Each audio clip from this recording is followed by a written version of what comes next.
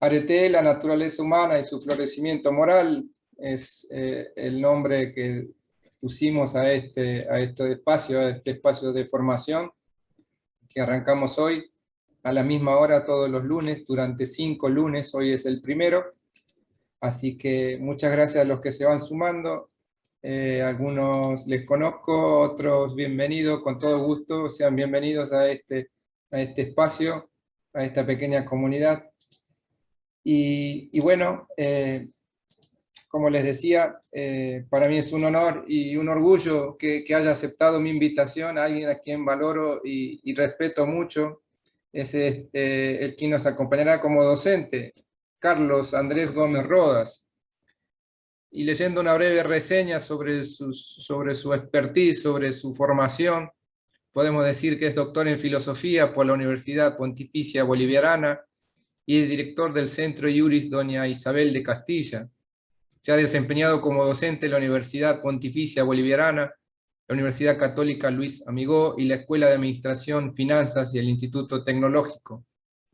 Es miembro también, Carlos, del Grupo de Investigación en Filosofía del Politécnico Colombiano, Jaime Isaza Cabadid, del Grupo de Investigación y Filosofía y Escepticismo de la Universidad Tecnológica de Pereira, del Grupo de Investigación Social, Solidaridad y del Centro de Estudios Clásicos y Medievales Gonzalo Soto Posada, de la Red Latinoamericana de Filosofía Medieval. Es miembro también de la Comunidad Iberoamericana de Estudios Maquitrianos y del Centro de Estudios Cristiandad. Entre los intereses de Carlos investigativos se encuentran la ética, la antropología filosófica, la filosofía del derecho y el pensamiento de autores cristianos de distintas épocas como San Agustín de Hipona, Santo Tomás de Aquino, Joseph Pieper y Nicolás Gómez Dávila. Es coautor del libro 100 preguntas y respuestas para comprender el conflicto colombiano, impreso en el 2017, y autor del libro Nicolás Gómez Dávila, Frente a la muerte de Dios.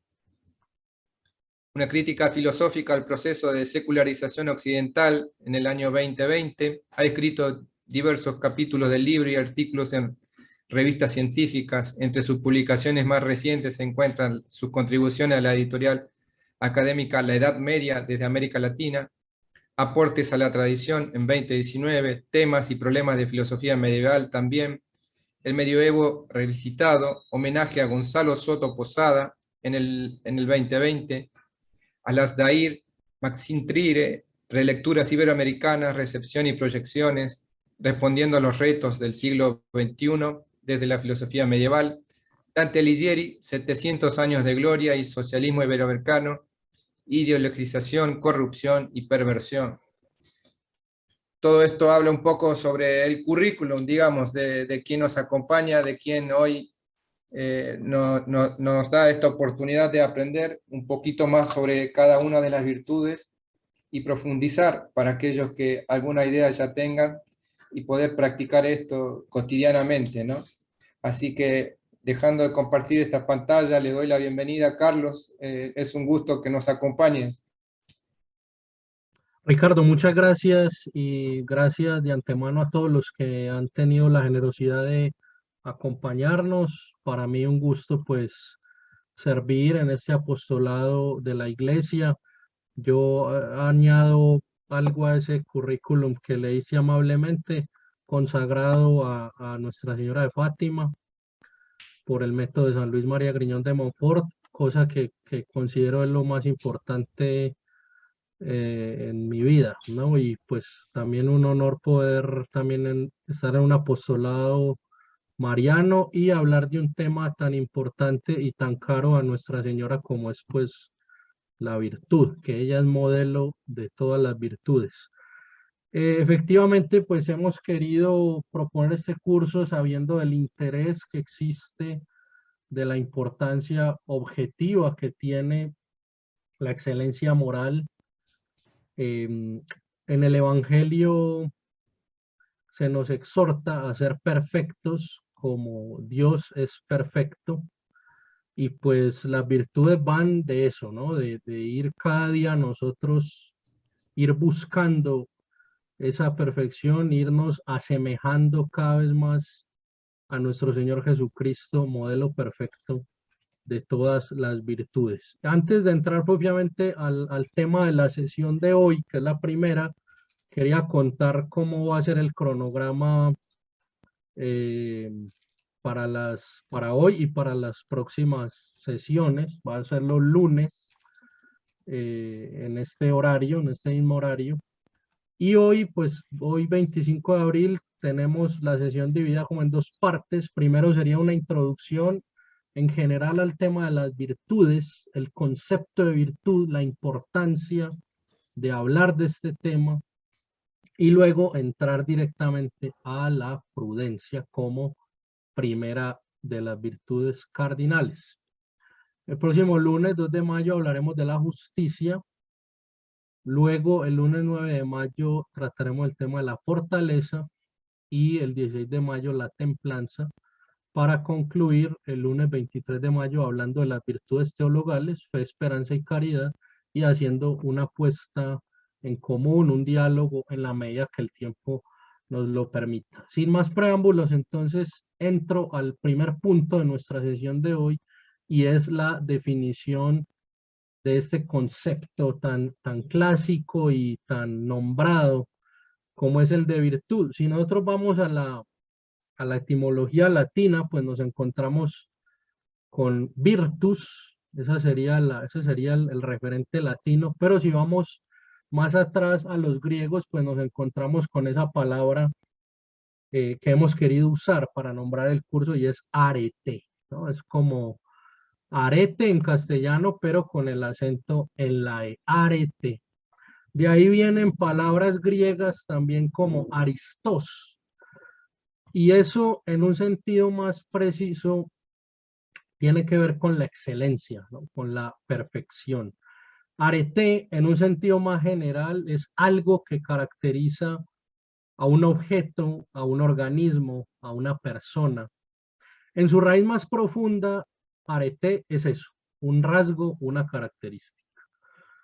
Ahora bien, hay que aclarar algo y es que cuando nosotros describimos un ente, sea, repito, un objeto, un organismo, una persona, resaltamos usualmente aquello en lo que ese ente sobresale.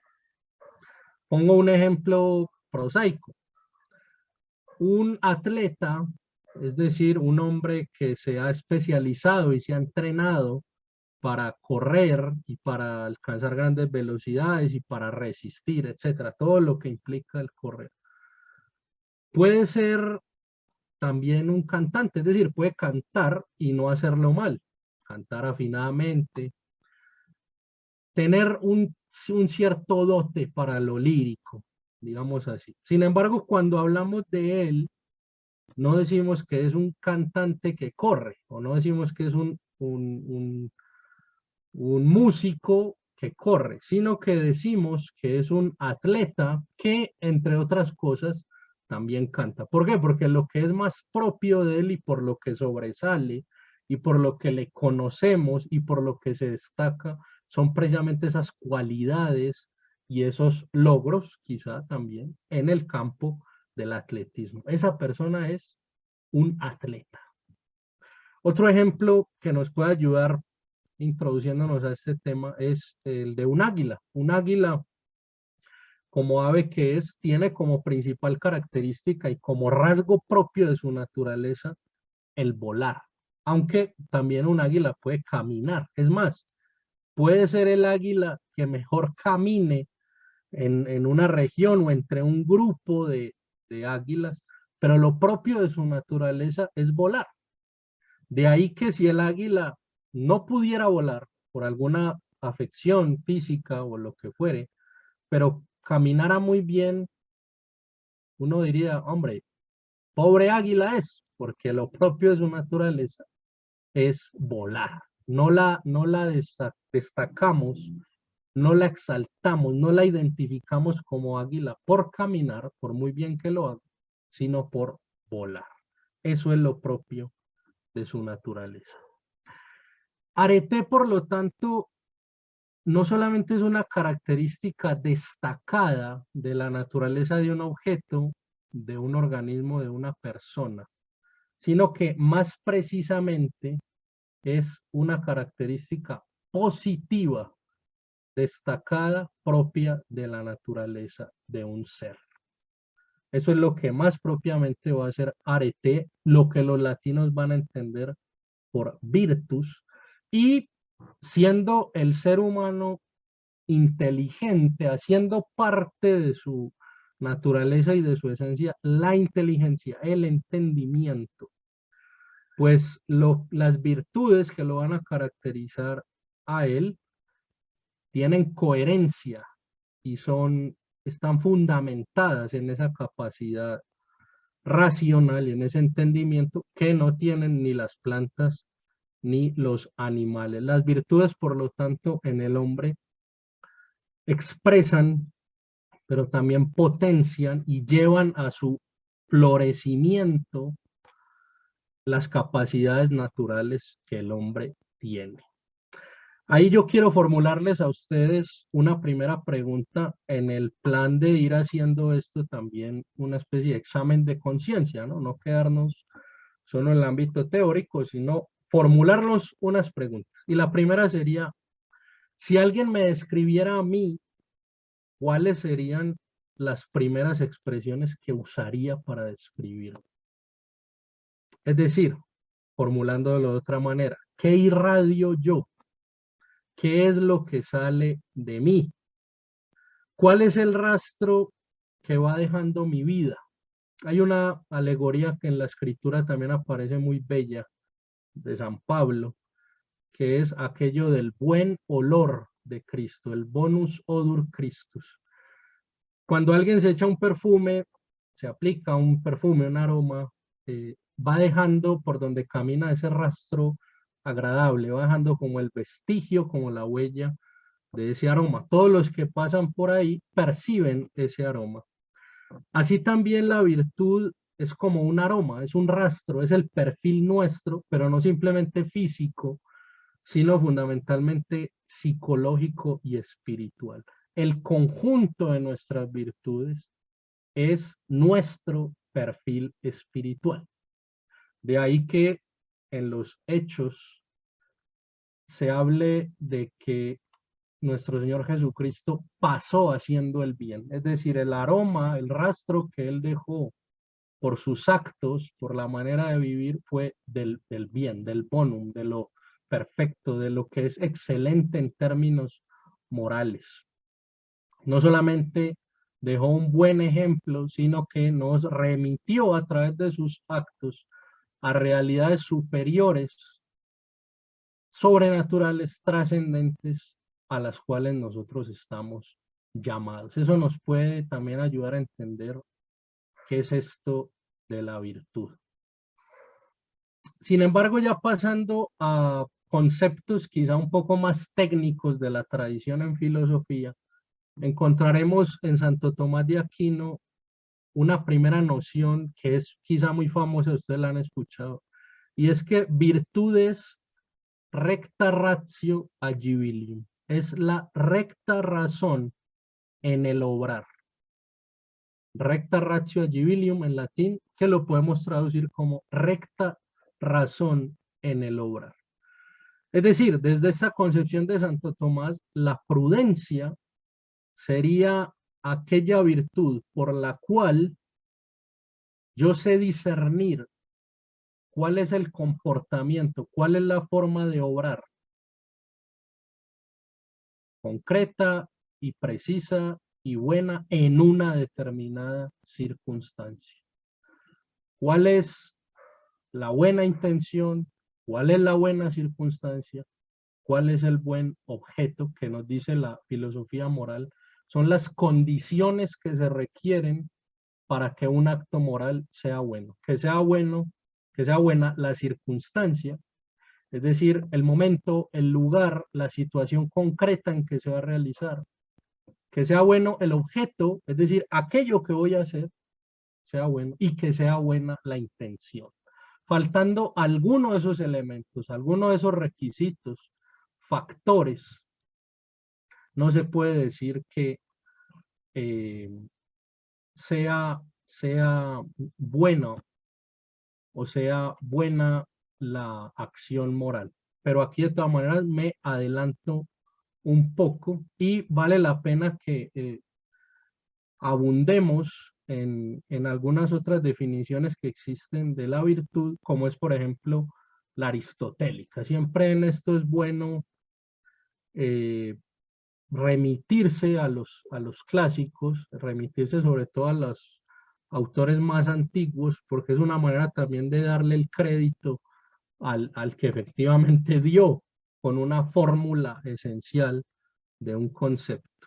Aristóteles en el libro segundo de la Ética Nicomáquea define la virtud dándole unas notas que quizá para nosotros son conocidas, pero que vale la pena recordar. Dice Aristóteles, después de hacer una serie de razonamientos o concatenar unos razonamientos y dar unos ejemplos, Aristóteles concluye, es por tanto la virtud un modo de ser selectivo, siendo un término medio relativo a nosotros, determinado por la razón y por aquello por lo que decidiría el hombre prudente. Es un medio entre dos vicios, uno por exceso y otro por defecto, y también por no alcanzar en un caso y sobrepasar en otro lo necesario en las pasiones y acciones, mientras que la virtud encuentra y elige el término medio. Por eso, de acuerdo con su entidad y con la definición que establece su esencia, la virtud es un término medio, pero con respecto a lo mejor y al bien, es un extremo. Podemos poner un ejemplo para entendernos. En una próxima sesión hablaremos de la virtud de la fortaleza, lo que los griegos llamaban andreía, los latinos llamaban fortitud. Como virtud, ¿qué es? La fortaleza es un justo medio. ¿Por qué? Porque se encuentra en la medida precisa, en el equilibrio, podemos decir también, entre dos extremos. Uno que es el defecto, que es la cobardía, falta o carencia de fuerza, de valor, es el que se deja dominar por el temor y no hace lo que corresponde hacer, precisamente llevado del temor, del miedo. Pero en el extremo opuesto estaría, llamémoslo así, un exceso de fuerza, que es también vicio, y es vicio por exceso, que sería la temeridad. Es el que busca los peligros innecesariamente, el que quizá enfrenta peligros que superan su capacidad, es decir, que hace gala de la fuerza, hace gala del valor, de una cierta virilidad, si queremos, pero sin usar la razón y sin ajustarse a la medida. Otro ejemplo que pone Aristóteles en el manejo de los bienes materiales, de la riqueza, es el de el liberal, ¿no? La famosa eleutería que llaman los griegos, que sería la virtud, pueden traducirse como generosidad, pero pues la traducción más precisa es eso, liberalidad, es el que manteniéndose en el equilibrio con respecto al uso de los bienes materiales, no cae ni en el defecto, que sería la tacañería o una cierta avaricia, el que nunca gasta y simplemente acumula riqueza, pero no gasta cuando es necesario gastar. Cae en un cierto egoísmo, pero también cae como en una paranoia con respecto al uso de los bienes materiales. Ese sería el defecto, pero en el extremo opuesto está el exceso y es lo que él llama el pródigo. Por eso en la Sagrada Escritura, en el Evangelio, se habla del hijo pródigo, en cuanto que pide la parte de la herencia que le corresponde y muy pronto la dilapida y se la gasta en vicios y demás. El justo medio, entonces, retomemos, en este caso sería el generoso, el liberal. No escatima en los gastos cuando es necesario, no considera que gastar el dinero sea malo per se, pero sabe que hay que gastarlo con prudencia, que hay que gastarlo en las circunstancias que es debido, que hay veces que hay que ahorrar más y que hay ocasiones, y esto tiene que ver, por ejemplo, con otra virtud que es la magnanimidad, en la que hay que hacer grandes gastos porque la ocasión así lo requiere. Quienes hayan visto una película danesa que en su época ganó el Oscar, El Festín de Babette, creo que fue Oscar a la mejor película en 1986, recordarán pues que la trama va de eso, es una mujer que hereda, le dejan una herencia de mucho dinero y ella lo gasta para un banquete, pero las circunstancias de ese banquete y lo que ella pretende con eso es lo que nos permite entender por qué en esa situación concreta y por la intención que ella tenía, ese fue un acto virtuoso. En fin. En todo caso, para tomar como lo esencial de esta definición de Aristóteles, pues quedámonos con eso. Es el justo medio entre dos extremos, entre dos vicios, uno que es por defecto y uno que es por exceso. Realmente esa definición de virtud aristotélica pienso yo que es insuperable, sigue maravillándonos y sigue aclarándonos mucho tantísimos siglos después de su formulación. Sin embargo, hay otros conceptos de virtud que también vale la pena retomar antes de entrar con la prudencia. Santo Tomás en la primera parte de la segunda parte de la Suma Teológica, en la cuestión 55, dice que virtud es lo que hace bueno al sujeto que la posee y a sus actos. Virtud es lo que hace bueno al sujeto que la posee y a sus actos.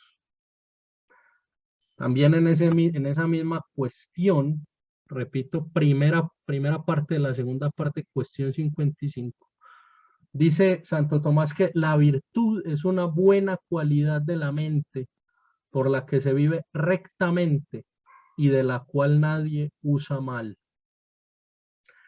Y en otro pasaje de esa misma cuestión, comentando, haciéndose un eco de la definición de Aristóteles, Santo Tomás dice que virtud moral consiste en un medio según una proporción que el sabio determinará. Virtud moral consiste en un medio según una proporción que el sabio determinará. Miren que eso es una síntesis muy bien lograda del concepto de Aristóteles que antes leíamos. Aquí está extrayendo lo esencial. Primero está diciendo que es un medio y está aclarando que el que logra discernir cuál es ese medio, pues es el sabio. Y por sabio podemos también traducir prudente, el frónimos. Eso es lo que conecta la reflexión sobre la virtud en general con la primera y madre de todas las virtudes, que es la prudencia, que es lo que nos convoca hoy. Es decir, no existe virtud si no existe prudencia, porque la prudencia es la que va a permitir saber cuál es el medio que precisamente es la esencia de la virtud, es decir, cuánta fuerza hay que usar en este caso, cuánto se debe gastar o no gastar, si vamos a ese tema de los bienes materiales, cuánto se debe descansar o trabajar, es un tema hoy de mucha actualidad, el workaholic que se excede en el trabajo, pero también el que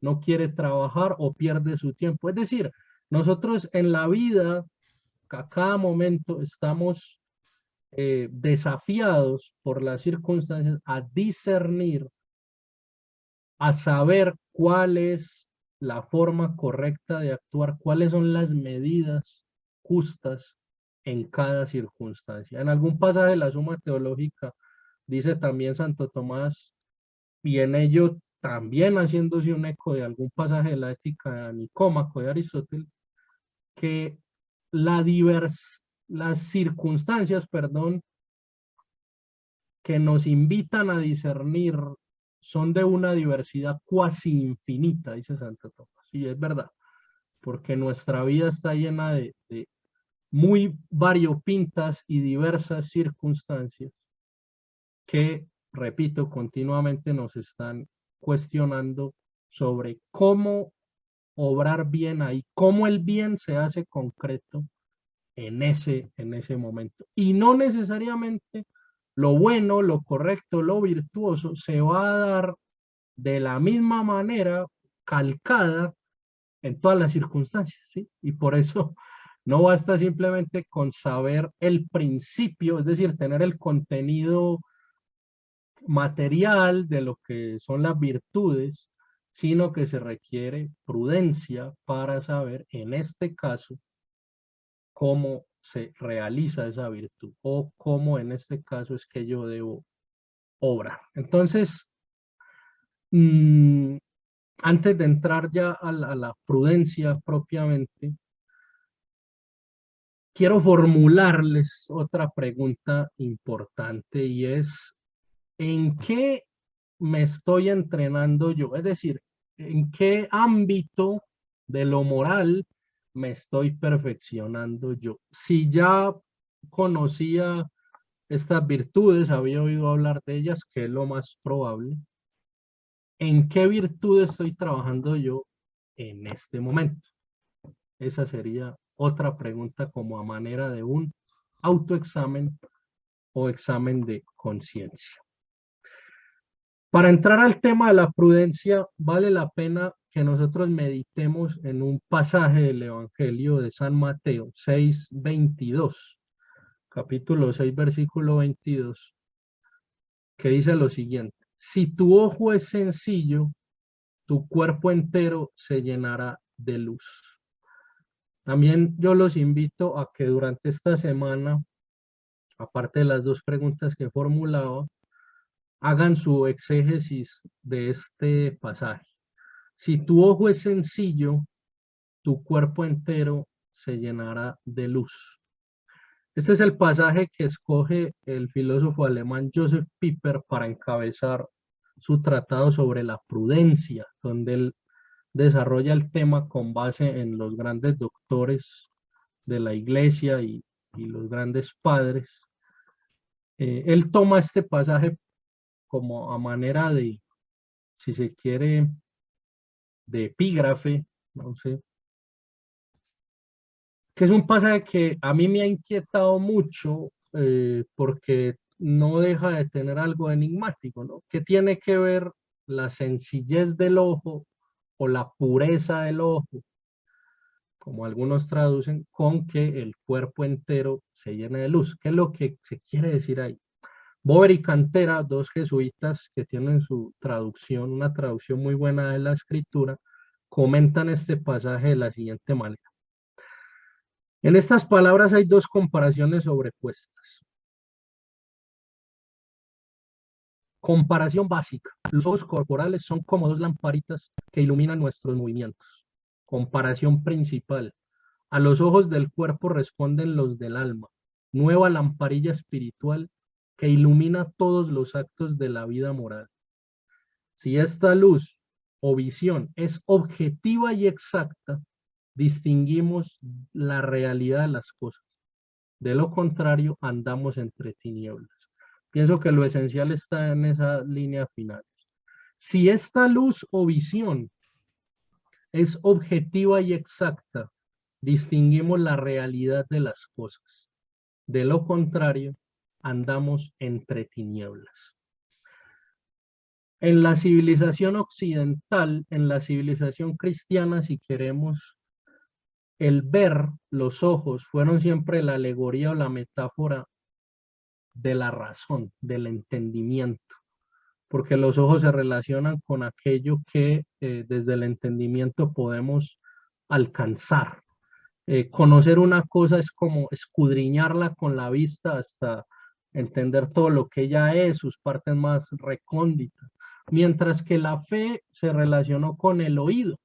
Por eso dice San Pablo que la fe viene por el oído. Son cosas que no vemos, pero en las que decidimos creer porque nos las han revelado. En todo caso, volviendo a esa metáfora, la luz o el ver o los ojos se relacionan con el uso del entendimiento.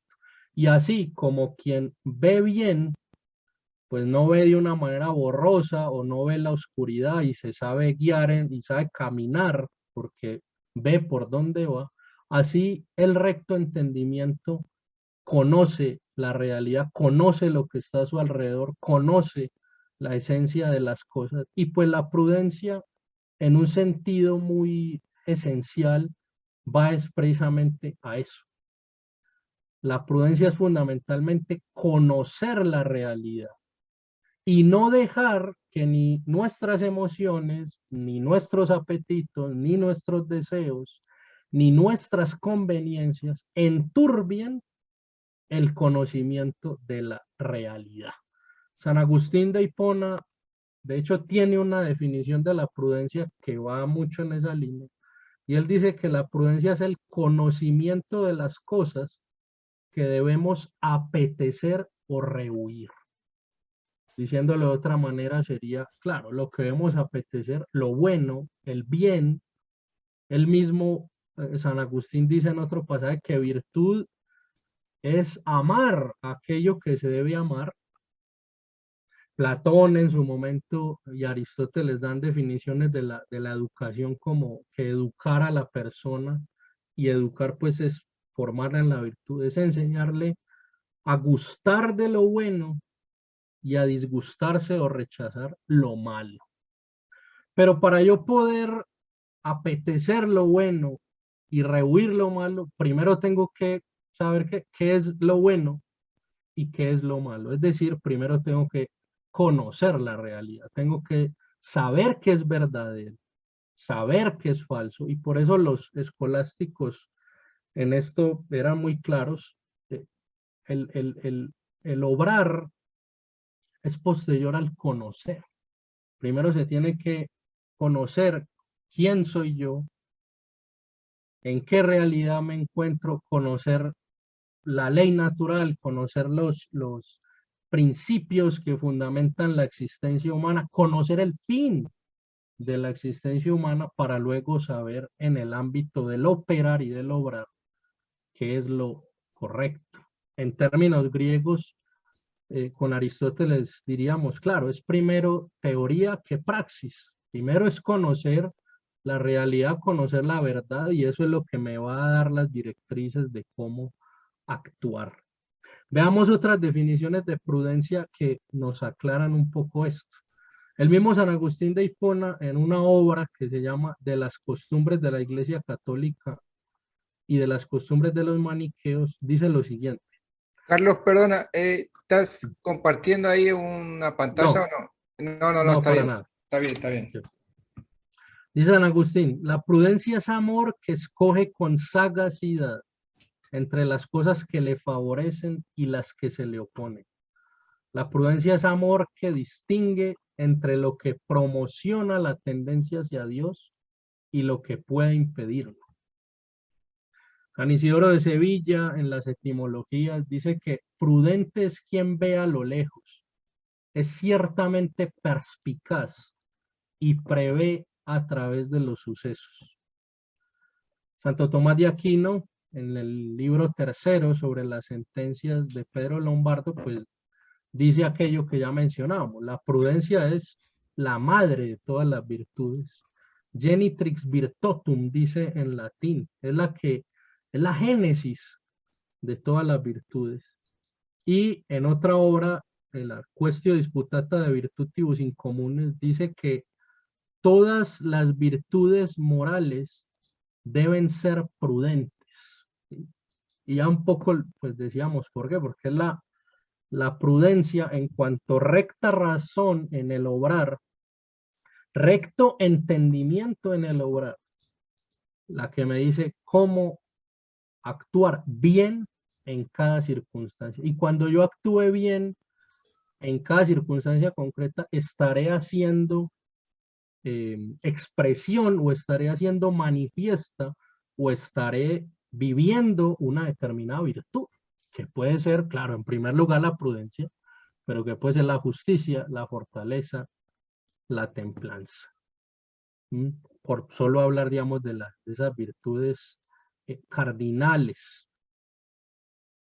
Y eso es importante entenderlo porque, claro, se puede hablar de la virtud en términos muy generales, se puede hablar de la virtud como algo relacionado con el bien, pero se olvida que no es tan sencillo realmente alcanzar las virtudes, no solamente porque las virtudes se alcanzan a través de la repetición de actos, es decir, en la consecución de hábitos perfectivos, sino también porque exige un discernimiento y muchas veces lo que uno cree que era bueno y era virtuoso, de pronto no lo era tanto.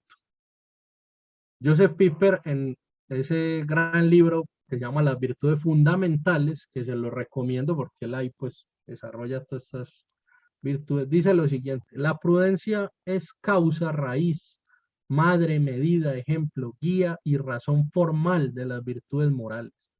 En todas esas virtudes influye, sin excepción, suministrando a cada cual el complemento que le permite el logro de su propia esencia, y todas participan de ella, alcanzando, merced a tal participación, el rango de virtud.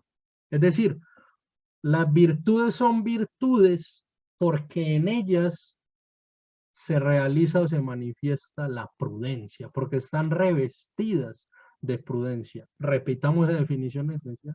Están revestidas de una recta razón en el obrar. En el caso de la justicia, porque discierno con claridad y objetividad qué es lo suyo de cada quien. En un litigio, por ejemplo, legal, ¿qué es lo que hace el juez? Eso hace, por eso se habla de jurisprudencia en un sentido muy etimológico, y eso sabemos que el concepto de jurisprudencia ya se usa pues en otros sentidos distintos, pero en la raíz miremos que eso es una referencia a la prudencia en el derecho. El juez discierne con base en lo que la justicia es, que es dar a cada uno lo suyo, en este litigio particular, qué es lo que corresponde a cada una de las partes. Trátese de un litigio, bueno, cualquiera de las ramas del derecho. Ahí hace gala de prudencia, porque aplica unos principios al caso concreto. En la fortaleza, que una de las definiciones de fortaleza así muy genérico puede ser, pues, mantenerse en el bien a pesar de la adversidad. Pues ese mantenerse en el bien no es simplemente desafiar la adversidad o desafiar al enemigo de una manera burda, torpe, y pongo un ejemplo. Hace unos tantos años, ya bastante, en una candidatura a la presidencia de Colombia, una de las candidatas decidió, porque se le dio, ir a una de las zonas más peligrosas, donde la guerrilla de las FARC casi que tenía un estado-nación conformado, y pues la secuestraron y permaneció secuestrada como por 8 años. Eso es ser fuerte, no, eso es ser torpe, es ser imprudente, ¿no? Es desafiar el peligro innecesariamente. Acaban recientemente de secuestrar también al alcalde de una de nuestras ciudades aquí en el occidente del país, pero que la semana pasada había renunciado a su esquema de seguridad. Eso es ser fuerte, no, es ser imprudente. Es no entender la circunstancia, los peligros que en ella hay, y pues haciendo gala no sé de qué, pues actuar de una manera temeraria, y ha tenido pues sus consecuencias. En el caso de la templanza también, ¿no? El ejemplo que pone Aristóteles es el del famoso atleta Milón de Crotona, que lo pone en la Ética Nicomaquea. Y él dice algo muy interesante, dice, claro, la templanza, por ejemplo, en el comer, por poner ese caso muy concreto, consiste en medirse en la ingesta de alimentos, no comer de más, pero tampoco comer de menos. Pero él dice algo, además, que es muy importante y que muchos lo olvidan. Dice, ojo que esa justa medida en el comer no es la misma para todos, porque Milón de Crotona, que es un atleta, el equilibrio, el justo medio para él va a ser diferente a otra persona que no practica el atletismo, que tiene otra complexión. Es decir, ese justo medio no se puede entender como, sí, algo, un equilibrio, una justa medida, un balance que es idéntico y calcado para todas las personas. No, hay que atender a, en este caso, por ejemplo, que hablamos de la recta media en el comer, a cada persona. Entonces, no es tan sencillo esto del justo medio como decir, sí, es un justo medio y eso se traduce en tantos gramos de comida al día para... No, no, porque hay una serie de factores que hacen que ese discernimiento pues sea un poco más complejo. Pero en todo caso, siempre estaremos apuntando a una justa medida y eso es precisamente lo que nos permite la prudencia. Ahora bien, la prudencia ha sido entendida en la modernidad sobre todo como una falta de decisión o de carácter. Es decir, se ha confundido la prudencia o el ser prudente o el actuar prudentemente con cobardía, diplomacia, inacción, no meterse en problemas, no generar conflicto. Y más bien nos aclaran los santos doctores, en especial Santo Tomás, aclara el mismo Piper. La prudencia consiste más bien en obrar de modo contundente. Muchas veces incluso el que obra prudentemente puede escandalizar a una mayoría que de pronto no tiene muy claro qué es la prudencia. Tiene esa concepción burguesa de prudencia, según la cual el prudente es el que está preocupado por su propia conservación, por cuidarse, que finalmente es, como dice Piper, un egoísmo burgués. La prudencia no es eso. Y en la autobiografía de Joseph Piper, en el primer tomo de la autobiografía que publicó Ignatius Press, tiene un ejemplo que me parece muy bueno de él porque se motivó a escribir un tratado sobre la prudencia. Y él dice lo siguiente: cuando tuve que dar la conferencia Suárez en la Universidad de Fordham, parece que era un ciclo de conferencias que se hacían allí, el genial decano de la facultad me presentó con unas palabras sobre mi vida y mis libros, lanzados en una vena humorística. Mi primer libro, dijo, fue sobre la fortaleza, el segundo sobre la esperanza. Entonces me casé. Evidentemente eso me había impulsado a escribir sobre la prudencia. Es un chiste, ¿no?, que hacía el decano. Por supuesto, el auditorio estalló en carcajadas. De hecho, fue precisamente la previsibilidad de esta risa, que parecía una reacción tan normal, la que me hizo continuar con la prudencia. Me pareció que el significado original de esta virtud se había vuelto oscuro y casi irreconocible. La prudencia parecía indicar principalmente astucia al discernir la ventaja propia, habilidad, táctica, astucia campesina, ingenio y cautela. Había una necesidad urgente de recuperar el verdadero significado de la primera de las virtudes cardinales, la genitrix virtutum. Es decir, que la prudencia no es otra cosa que el arte de tomar decisiones acertadas, nada más que la capacidad de traducir el conocimiento de la realidad en querer y actuar. Ojo que hay otras dos fórmulas, ¿no? La prudencia es el arte de tomar decisiones acertadas, la capacidad de traducir el conocimiento de la realidad en querer y actuar, o como dice Piper en otros pasajes de su obra, haciéndose eco de la escritura y de Santo Tomás, es obrar la verdad. Nosotros estamos muy acostumbrados a, claro, la verdad como adecuación del entendimiento con la realidad. La verdad entonces sería una idea, sería algo que está en el pensamiento, algo propio del entendimiento. Pero si somos rigurosos, no es solo eso. La verdad es primero persona. Dios es la verdad. Nuestro Señor Jesucristo, Hijo de Dios, Padre, es la verdad.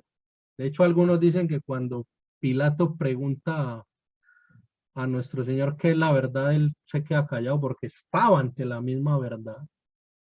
La verdad soy yo, no es necesario que emita, tú ves la verdad, estás frente a la verdad. La verdad es persona, pero también la verdad es un cierto tipo de obrar. La verdad, cuando se obra prudentemente, se manifiesta en el obrar. Ese es el buen obrar. Y también se relaciona con la belleza. Ese es un obrar bello, porque sabemos que estos trascendentales del ser pues terminan siendo una y la misma cosa. El obrar bello es el buen obrar y es el obrar verdadero. Entonces, no tiene nada que ver, como vemos por estas definiciones, con una actitud timorata, burguesa, que evita el conflicto a toda costa, que rehúye el confrontar. Y me remito al clásico pasaje de Nuestro Señor en el templo cuando tira los puestos de los mercaderes y los reprende. Sabemos que no le podemos atribuir a esa actitud, no podemos juzgarlo como malo. Estaríamos incurriendo en una herejía. Nuestro Señor ahí obró con una santa cólera, porque efectivamente lo que correspondía a ese hecho que era sacrílego de convertir el templo, la casa de Dios, en una especie de plaza de mercado, pues requería, y la justa medida era actuar enérgicamente y sobre todo tratándose no de cualquier hombre, sino del hombre Dios. De hecho, en ningún pasaje del Evangelio se dice que nuestro Señor Jesucristo fabricó algo, solo ahí. Es decir, que hizo algo con sus manos. Lo único que hizo, porque se dice en el Evangelio, fue un látigo. Eso ojo, que contradice esa idea del Jesús que es solo amor y simpatía y risas, que un poco el modernismo nos pretende vender y que justamente es una imprudencia porque no nos muestra la realidad de nuestro Señor, que en muchos casos reprende cuando esto es necesario, que también exhorta de múltiples maneras y que también, y acabamos de pasar la Semana Santa, nuestro Señor se pasa lunes, martes y miércoles santo provocando, si se quiere así, a los fariseos, raza de víboras, sepulcro blanqueado. Y ahí no incurrió en imprudencia, todo lo contrario. Requería esa circunstancia la actitud prudente de nuestro Señor de obrar con contundencia. Sin embargo, hay otros pasajes que frente a la mujer pecadora, a la mujer adúltera, llama al perdón y llama a la misericordia y le dice, vete y no peques más. Es decir, el actuar prudentemente, insistamos, no es actuar siempre de la misma manera, sino de acuerdo siempre a la circunstancia y buscando el bien de todos, ¿no? El bien común también. Por eso la prudencia exige, reclama el espacio suficiente para obrar a conciencia y buscando lo mejor. Si ustedes me permiten, voy a terminar con dos ejemplos muy concretos y que tienen que ver con la situación de nuestra iglesia. Quizá a nosotros nos indigna, nos conmueve, nos preocupa el hecho de que muchos religiosos, sacerdotes, en fin, pues se reconozcan en los medios no por representar la recta y sana doctrina, sino por herejías y graves errores. Algunos ejemplos, y pues puedo decirlo nombre porque es algo público, religiosas como Teresa Forcades, que es una religiosa benedictina que es difusora del aborto, Lucía Caram, que también difunde un montón de errores y cosas del género, o también en el ámbito de la exégesis bíblica, autores que son muy destacados, pero que nos dan una interpretación racionalista, marxista, materialista de la Sagrada Escritura. Y uno se pregunta, ¿por qué los superiores religiosos o los obispos o la autoridad eclesiástica que compete no procede? Es decir, no llama la atención, no hace una corrección, no advierte quizás sobre estos errores a los fieles, y muchos fieles caen en eso, en obras como las de José Antonio Pagola, Ansel Green, Ariel Álvarez Valdés, y por no hablar de una lista larguísima. Y es precisamente por esa falsa idea de prudencia, prudencia burguesa, falsa prudencia, que se asume una actitud pasiva frente a estos errores que religiosos, sacerdotes, difunden. ¿Qué sería lo verdaderamente prudente? actuar según lo que el derecho canónico y la recta razón pues indican, y es llamar la atención, en algunos casos tomar las medidas propias, pero esa actitud como pasiva o cómplice de algunos miembros de la jerarquía no constituye prudencia. Un padre que, por ejemplo, no corrige a sus hijos por temor a contristarlos, se va a enojar conmigo, pues no estaría actuando prudentemente. Adán, al no reprender a Eva por comer de la manzana y más bien comer con ella para evitar contristarla, no actuó prudentemente.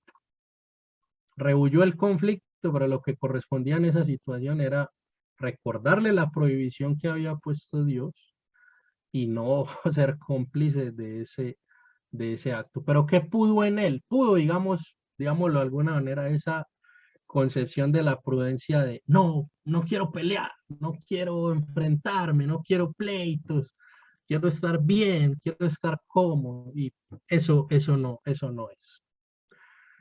Para concluir entonces la prudencia, bueno, el segundo ejemplo, perdón, porque dije que eran dos ejemplos, el segundo ejemplo fue el de la Humanae Vitae del Papa Pablo VI. Recordemos que en esta encíclica Pablo VI reafirmó la doctrina moral en materia de sexualidad, la prohibición de los anticonceptivos, pues el llamado a la sexualidad de acuerdo a la tradición moral de la iglesia.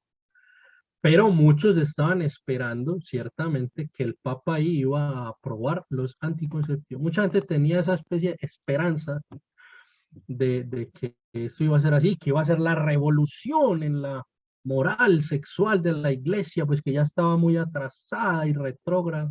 Y de hecho, el informe final de la comisión, conformada por obispos, doctores en teología, misioneros, grandes profesores de las universidades católicas más importantes, sugería mayoritariamente, no exclusivamente, es decir, no es que todos coincidieran en eso, pero sí la mayoría, que la Iglesia Católica tenía que cambiar su doctrina moral sexual.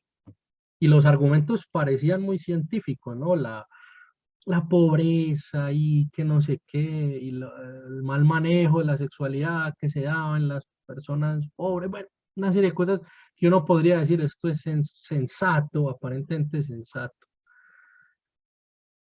El Papa Pablo VI recibe ese informe con base en el cual pues se iba a redactar la Humanae Vitae, y se dice que pasó una noche entera en vigilia de oración para tomar una decisión prudente. Pudieron haber sido más, yo creo que no fue una sola noche, fueron varias noches en vigilia de oración para discernir qué era verdaderamente lo prudente y qué era lo bueno. Él hubiera podido decir, bueno, con base en el informe de estos expertos, estos peritos, pues sí, hago cambios, o ni siquiera eso, sino decir, dejo a la conciencia de los fieles, sí, usan o recurren a tales y tales métodos.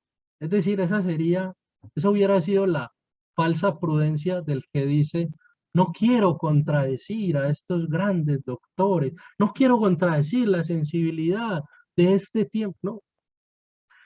Pablo VI sale de esa vigilia de oración con la seguridad de que lo prudente era precisamente reafirmar la doctrina moral sexual de la Santa Iglesia Católica, y eso generó muchos rechazos, generó disgustos, pero finalmente lo que compete a un papa no es ganar la aprobación de la gente. Entonces él tuvo en cuenta, sí, una serie de factores para lograr una recta razón en el obrar. Primero, ¿quién soy yo? El papa. Segundo, yo no soy el dueño de la doctrina. Yo aquí soy un pastor, un administrador, por decirlo de alguna manera. Yo no puedo traicionar a nuestro Señor, la Sagrada Escritura y la tradición. Y tercero, sí, efectivamente tengo personas en contra, personas que con mucha autoridad quizá me están sugiriendo y se van a disgustar, pero yo no trabajo para gustarle a la gente, sino por el bien. Y muchas veces el verdadero bien, el auténtico bien, implica contradecir esos deseos y que pueden ser de una gran mayoría. De la misma manera que le digo a un bebé, a un niño, no metas tu dedo en la corriente de la energía porque vas a pasar mal. Y el niño puede llorar, pero yo que soy el adulto sé que es lo bueno. La pregunta última que les dejo es, ¿cómo toman ustedes sus decisiones? Cuando tienen que tomar una decisión importante en su vida, ¿cómo proceden? Es bueno que a solas con Dios para esas decisiones, en general pues para cualquier decisión, pero las más trascendentales de nuestra vida, hay que preguntarle qué es lo que tú quieres, porque esa oración que hace nuestro Señor en Getsemaní, no se haga mi voluntad sino la tuya, pero que hacemos también nosotros cuando le decimos a Dios, ¿qué es lo que tú quieres? No tanto mi idea, mi deseo, que puede estar bien, pero puede también ser errado, sino qué es lo que tú quieres. En lenguaje filosófico, eso es lo que mencionamos más arriba. Poner por encima de mis deseos, conveniencias, intereses, visiones subjetivas a la realidad. Porque la realidad rectamente vista, la realidad rectamente conocida reside en el entendimiento de Dios. Cuando yo procuro a través de la oración, de la gracia sacramental, conformarme con la voluntad de Dios, estoy haciendo el ejercicio más perfecto de prudencia porque le estoy preguntando a la verdad misma cómo se hace ella concreta en estas circunstancias a las que la vida me ha abocado. Bueno, yo les agradezco mucho y les pido disculpas que me extendí más del tiempo que quería y bueno, no sé si hay tiempo para unas preguntas o comentarios. Qué bueno, Carlos, muchas gracias. Justo lo que al último dijiste es adecuarnos más a la voluntad de la verdad, ¿no? Que cuántas veces como cristianos, como católicos, estamos o caemos en una, en el defecto de no litigiar, de no quedar mal, de no ponerme en el brete, como decimos por acá, no entrar al ruedo, porque qué pensará, mejor me quedo callado y paso como uno más del montón por una falsa prudencia en la que caemos. Y obviamente el ejemplo, como lo diste, Cristo mismo fue de frente contra los mercaderes, fue enérgico los lunes, martes y miércoles santos contra los fariseos, y como tú decías, delante de Pilatos, sabiendo de que él era la verdad, él es la verdad, ¿no? Entonces, muchas veces esto nos pasa, creo, y doy pie a que, bueno, a que quien quiera compartir algún comentario o cómo vive la prudencia o cómo ve lo compartido en estos momentos por Carlos, eh, pueda llevarse a la práctica, porque esto es una dinámica, es así, ¿no? O sea, no es algo estático, es algo que tenemos que obviamente pedirlo a Dios para adecuar nuestra voluntad a la divina voluntad, y creo que ahí estaremos siendo cada vez un poquito más virtuosos y más santos al fin de cuentas, ¿no? Al copiar ese modelo, a imitar, a ser cada vez más parecidos a Dios. Eh, a quien que desee hacer alguna pregunta, puede el micrófono abierto, si gusta, y si le es posible prender la cámara, así miremos, es bueno mirarnos. Ahí Ah, veo Maribel. Maribel, Maribel adelante. tiene... ¿Qué tal? Buenas noches, aquí en Lima, Perú, ya son las 7:02 ya. Ahora si no, disculpen si no prendo la cámara, estoy con mi hijita haciéndola dormir ya. Muy bien, muy bien. Eh, eh, yo, por ejemplo, veo la prudencia como un hecho de que mi razón se anteponga a mis emociones, ¿no? Por ejemplo, si algo a mí me molesta, algo a mí me irrita, yo trato de calmarme y que prime mi razón, ¿no? Ahora, esto ha sido una evolución que yo he tenido en el tiempo a través de la oración. Normalmente trato, porque no es constante, de levantarme a las 3 de la mañana para orar. Eso ha ido dándome mayor templanza, mayor contemplar antes de imponerme, ¿no? Porque como sabrán, las mujeres somos manojo de emociones, ¿no? Somos un manojo de emociones y a veces prima nuestra emoción a nuestra razón. ¿Cómo hacer para que esto no se pierda en el tiempo, ¿no? Ahora, algo que sí me cayó justo en el pelo, ¿no? Muchas veces piensan que porque soy prudente en ciertas cosas, no estoy haciendo una verdad. O sea, o no estoy teniendo el carácter ante la situación, ¿no? ¿Cómo discernir en qué momento actuar de una manera prudente y en qué momento ser la firmeza? Como pusiste de ejemplo, ¿no? Que Jesús manejó la prudencia cuando votó a los vendedores de la iglesia y también cuando perdonó a la mujer que iban a apedrear, ¿no? A María Magdalena en este caso, ¿no? Eso sería todo. Muchas gracias. Sí, bueno, ahí me das pie como para unos últimos 5 consejos en materia de alcanzar la prudencia. El primero es orar. Pienso que es lo fundamental. Tener hábitos de oración. Esencialmente recomiendo mucho la visita al Santísimo, ese compartir con el amigo, pues que es nuestro Señor, e irnos impregnando de Él. Creo que pasa principalmente por ahí. En un segundo lugar, lo que decías, ¿no? Yo conozco, no solamente, claro, entender que mi razón debe ponerse por encima de mis emociones, sino identificar cuáles son esas emociones o sentimientos que me hacen obrar imprudentemente y saber qué es lo que pasa allí, por qué me surge esa emoción con esta persona o en tal circunstancia, para conocer qué es lo que me gobierna, si no es la razón. ¿Qué es? ¿Cuál es esa pasión que me gobierna y que yo no he dominado todavía? Y trabajar para liberarme de eso, es decir, buscar esa libertad interior. En tercer lugar, ampliar el mundo, es decir, analizar todo lo que me encuentro, leer, viajar, observar, escuchar. Tú usabas un verbo que está íntimamente relacionado con la prudencia, contemplar. ¿Por qué? Porque eso efectivamente me abre el mundo, me saca de mis usuales formas de pensar, de mis usuales esquemas, de mis prejuicios, quizá de falacias o sofismos con los que suelo pensar, y entonces me doy cuenta de un montón de cosas que no había considerado. 2 ejemplos muy concretos.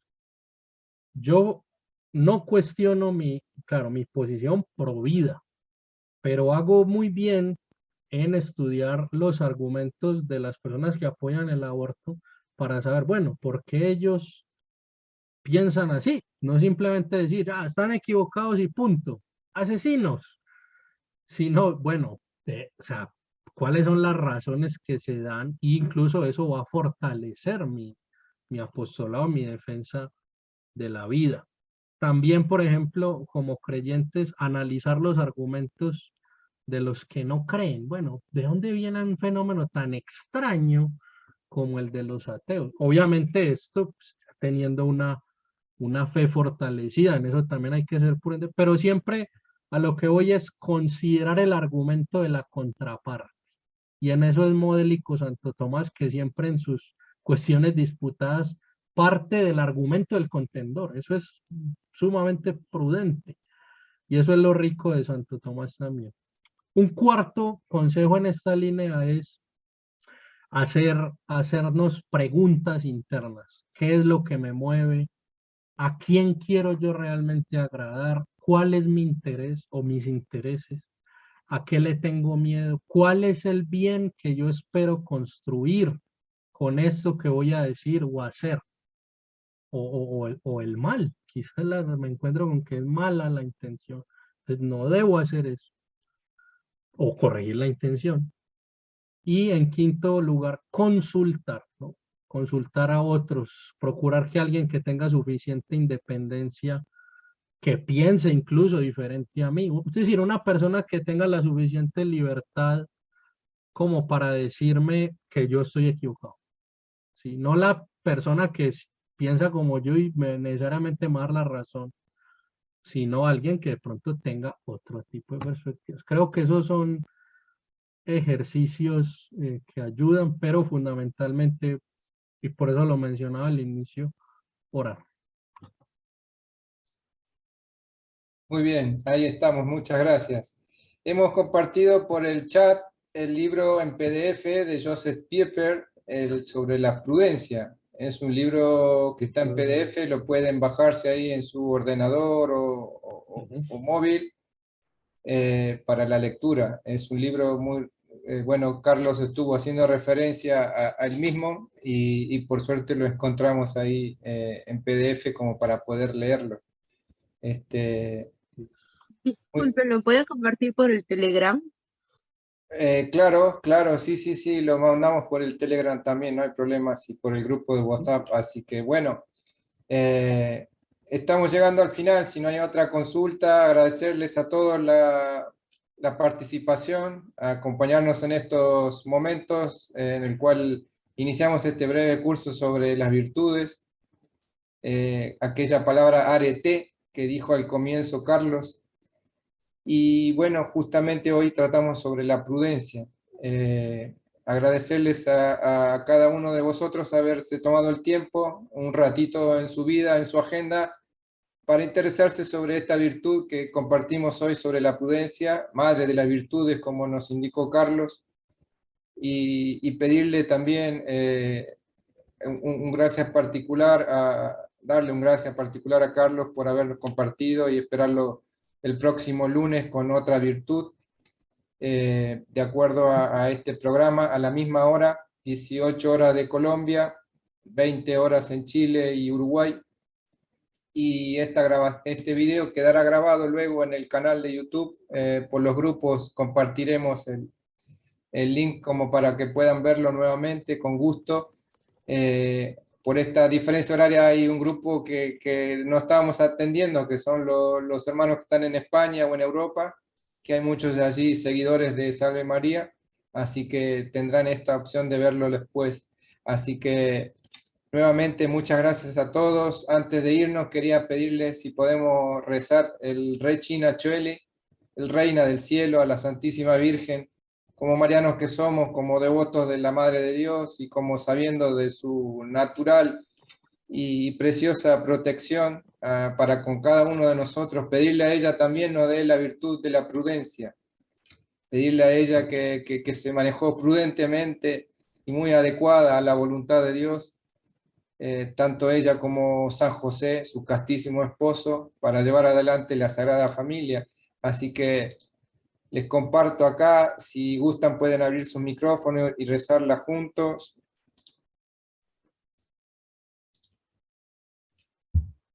Reina del cielo, alégrate.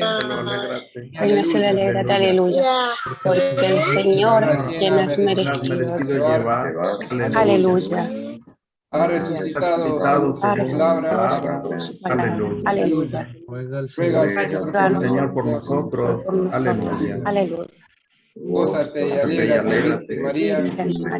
Aleluya. Porque verdaderamente ha resucitado el Señor. Aleluya. Aleluya. Oh Dios, que por la resurrección de tu Hijo, nuestro Señor Jesucristo, has llenado el mundo de alegría. Concédenos por intercesión de su Madre, la Virgen María, llegar a alcanzar los gozos eternos, por Jesucristo nuestro Señor. Amén. Muy bien, muchas gracias, Carlos. Nos vemos el próximo lunes y nuevamente invitarlos a todos a participar. Muchas gracias y muy buena semana. A ustedes, gracias. Muchas gracias. Hasta luego. Muchas gracias. Gracias y bendiciones. Muchas gracias. Bendiciones. Igualmente. Muchísimas gracias.